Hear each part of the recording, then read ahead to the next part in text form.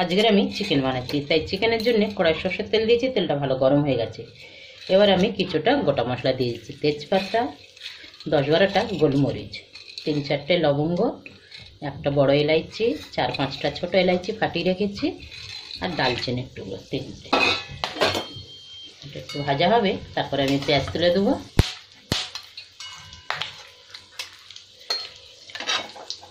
ভাজা হয়ে গেছে, এবার আমি পেঁয়াজ তুলে দিচ্ছি।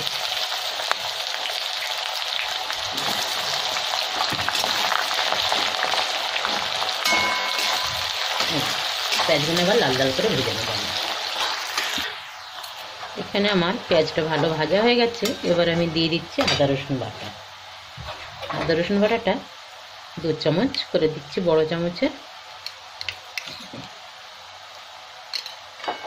এবার দিয়ে একটু ভালো করে ভেজে নেব আরও 2-3 মিনিট। তারপরে আমি টমেটো কুচি দিয়ে দেবো।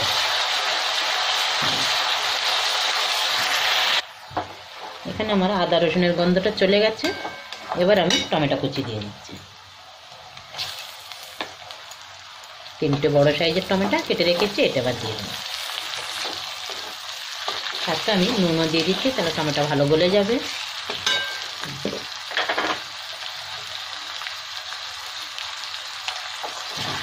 এবার নাড়তে নাড়তে টমেটোটাও গলে যাবে।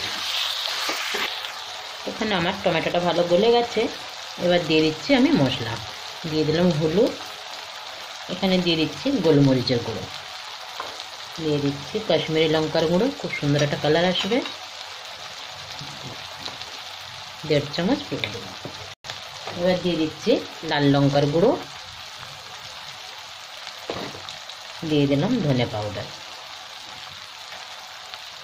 দিয়ে দিলাম 1.5 চামচ।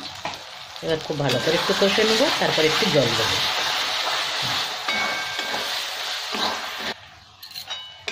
এবার একটু জল দিয়ে দেবো, নাহলে মশলাটা পুড়ে যাবে।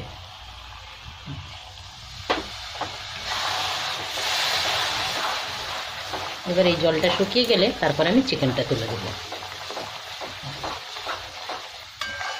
তেলও ছেড়ে দিবে জলটার থেকে। মশলার থেকে আমার তেল ছেড়ে দিচ্ছে। এবার আমি চিকেনটা দিয়ে দিচ্ছি। এখানে আছে আমার 1 কিলো 200 চিকেন।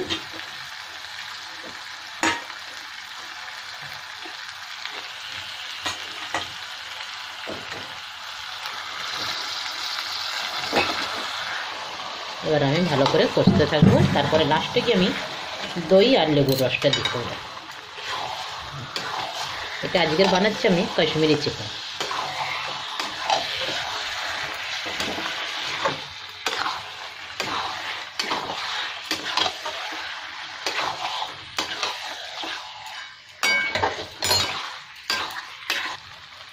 এবার এখানে আমি দইটা দিয়ে দিচ্ছি। দই আছে আমার 100 গ্রাম। দইটা ফাটিয়ে নিয়েছি, কিন্তু নর্মাল দই, এটা টক দই না। গ্যাসটা এখন একদমই কমিয়ে দিয়েছি, ধিমে ধিমে আছে হচ্ছে। এবার এটা খুব ভালো করে একটু কষিয়ে নিতে হবে। আর একটু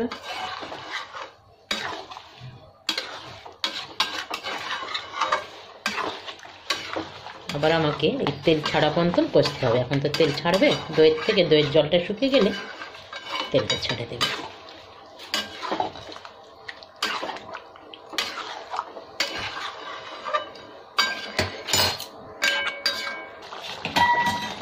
এখানে আমার বেশ জল ছেড়েছে দইটা দেওয়ার পরে। নাড়তে ছাড়তে এটাকে শুকনো করতে হবে। সাথে আমি কটা কাঁচা লঙ্কা দিয়ে দিলাম, 10-12টা।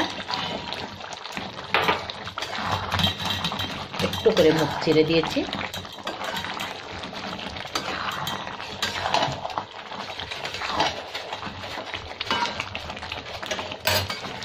এখন এটা হতে থাকে। এখানে আমি 2 চামচ দিয়ে দিলাম লেবুর রস।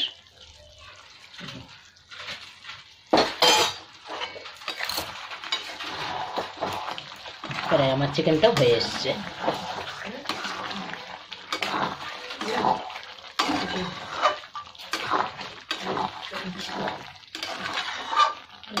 আরও 2-3 মিনিট এরকম কষে নেবো। তারপরে আমি গরম মশলাটা দিয়ে দেবো। গরম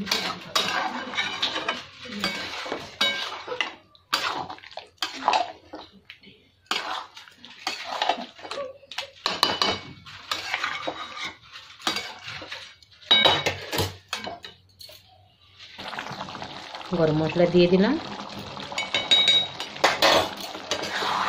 একটু নেড়ে দিচ্ছি।